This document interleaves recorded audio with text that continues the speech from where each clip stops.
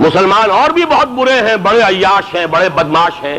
لیکن جتنی منافق قوم مسلمانہ نے پاکستان کی ہے دنیا میں کوئی دوسری قوم اتنی منافق نہیں۔ جھوٹ، وعدہ خلافی، جیب کٹنا، خیانتیں کرنا، سکینڈلز، اب وہ بلینز کے ہیں، کروڑوں کے ہیں، یہ جتنے آپ کے ہاں ہو رہے ہیں دنیا میں آپ کو کہیں نہیں ملیں گے۔ کسی مسلمان ملک کے اندر کوئی مسلمان قوم آپ کا مقابلہ ان کاموں میں نہیں کر سکتی۔ مجھے جو افسوس ہے وہ یہ ہے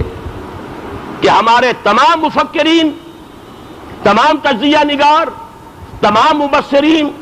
ہم اپنی صورتحال کا تجزیہ کرتے ہیں تو یہ یوں ہو گیا، وہ یوں ہو گیا، اس نے یہ کر دیا، اس نے یہ کر دیا۔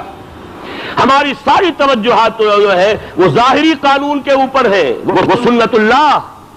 وہ جو پس پردہ مشیت ایزدی کار فرما ہے، وہ جو قانون خداوندی ہے،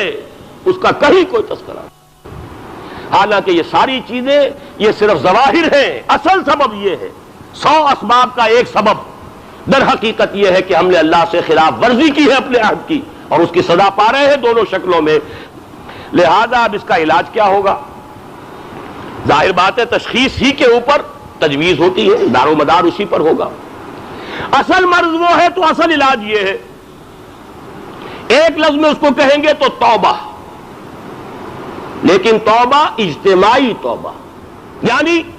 رخ بدل جائے، قوم کا، ملک کا رخ بدل جائے، بھولی ہوئی منزل پھر یاد آ جائے۔ کبھی بھولی ہوئی منزل بھی یاد آتی ہے راہی کو، کاش کہ وہ صورتحال ہو جائے، ہم پر پشیمانی ہو کہ ہم سے خطا ہوئی ہے، ہم نے بلڈنگیں بنائی ہیں، ہم نے عالیشان محل بنائے ہیں، ہم نے کارخانے بنا لیے ہیں، ہم نے یہ بنا لیا ہے، ہم نے وہ بنا لیا ہے، لیکن جس کام کے لیے یہ ملک قائم کیا تھا ہم نے اس کی طرف پیش رفت نہیں کی۔